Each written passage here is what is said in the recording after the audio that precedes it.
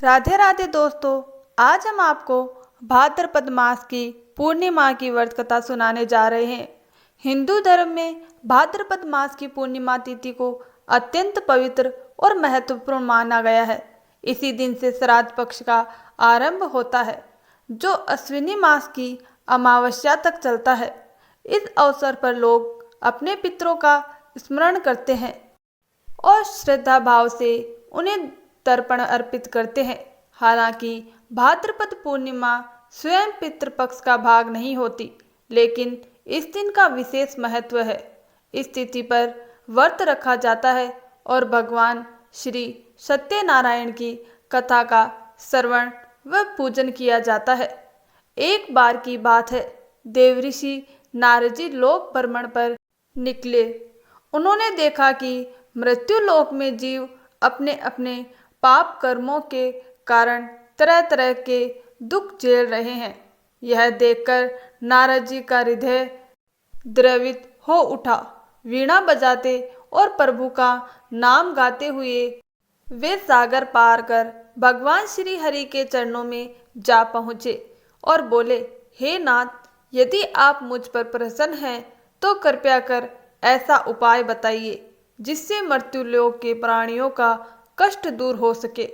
भगवान विष्णु ने प्रसन्न होकर कहा, वत्स नारद, तुमने बड़ा उत्तम प्रश्न किया है। आज मैं तुम्हें एक ऐसा व्रत बताता हूँ जो दुर्लभ होते हुए भी अत्यंत पुण्यदायी है। यह व्रत मोह बंधन को तोड़कर मनुष्य को सांसारिक सुख और अंत में मोक्ष प्रदान करता है। इस व्रत का नाम है श्री सत्यनारायण व्रत। जो भी इसे विधि विधान से करता है वह लोक परलोक दोनों में कल्याण प्राप्त करता है। इसके बाद भगवान स्वयं काशीपुर नगरी में एक निर्धन ब्राह्मण के पास वृद्ध ब्राह्मण का रूप धरकर पहुँचे।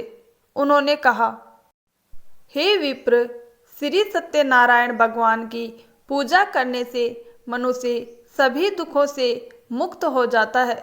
श्रद्धा से उनका व्रत करो, सब मनोकामनाएं पूर्ण होगी। इस व्रत में उपवास का भी महत्व है, परंतु उपवास का अर्थ केवल अन्न त्यागना नहीं है, बल्कि यह भावना रखना है कि आज स्वयं श्री सत्यनारायण हमारे घर पधारे हैं। इस दिन भीतर और बाहर की पवित्रता बनाए रखते हेतु श्रद्धा व विश्वास के साथ भगवान की पूजा करनी चाहिए। विशेष रूप से संध्या समय पूजन करना श्रेष्ठ माना गया है। श्री सत्यनारायण व्रत में यह स्पष्ट किया गया कि यह किसी एक वर्ग या जाति तक सीमित नहीं। निर्धन हो या धनवान, राजा हो या व्यापारी, स्त्री हो या पुरुष, सभी के लिए यह समान रूप से फलदायी है।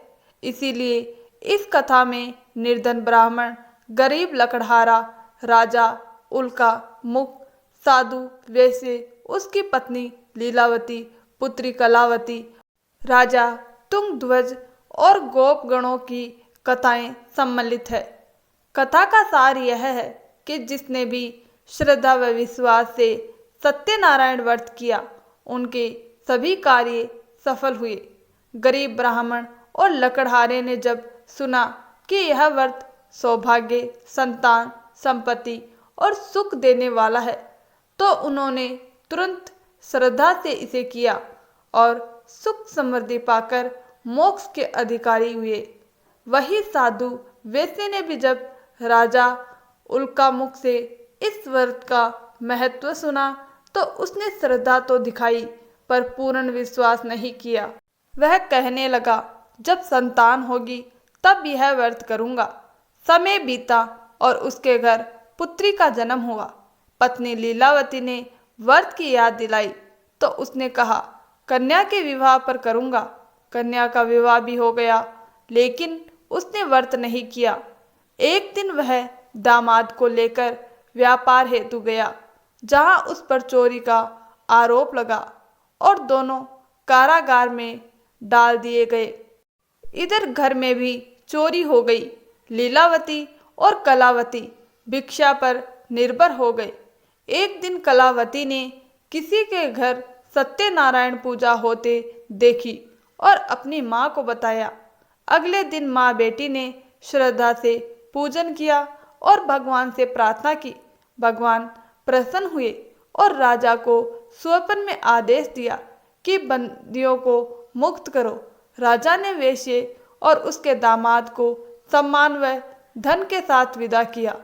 इसके बाद वेश्ये ने निश्चय किया कि जीवन भर पूर्णिमा व संक्रांति पर सत्यनारायण व्रत करेगा। परिणाम स्वरूप उसने सुख भोग कर अंत में मोक्ष प्राप्त किया। इसी प्रकार राजा तुंगध्वज का प्रसंग आता है। उसने वन में गोप गणों को सत्यनारायण पूजा करते देखा, पर अहंकार में वह ना पूजा करने गया और ना ही प्रसाद ग्रहण किया। फलस्वरूप उसका धन, परिवार, हाथी घोड़े सब नष्ट हो गए। जब उसे एहसास हुआ कि यह विपत्ति भगवान का अपमान करने से आई है, तो वह तुरंत गोप गणों संग सत्यनारायण पूजा करने लगा, प्रसाद ग्रहण किया और भगवान से क्षमा मांगी। उसकी विपत्ति टल गई, धन संपत्ति लौट आई और राजा सत्यव्रत में निरंतर लग गया। इस कथा से यही शिक्षा मिलती है कि सत्य ही परम ब्रह्म है और वही हमारे भीतर आत्मा के रूप में विद्यमान है। हम सब सत्य के अंश हैं, परंतु मोह माया में फंसकर नश्वर वस्तुओं के पीछे भागते हैं।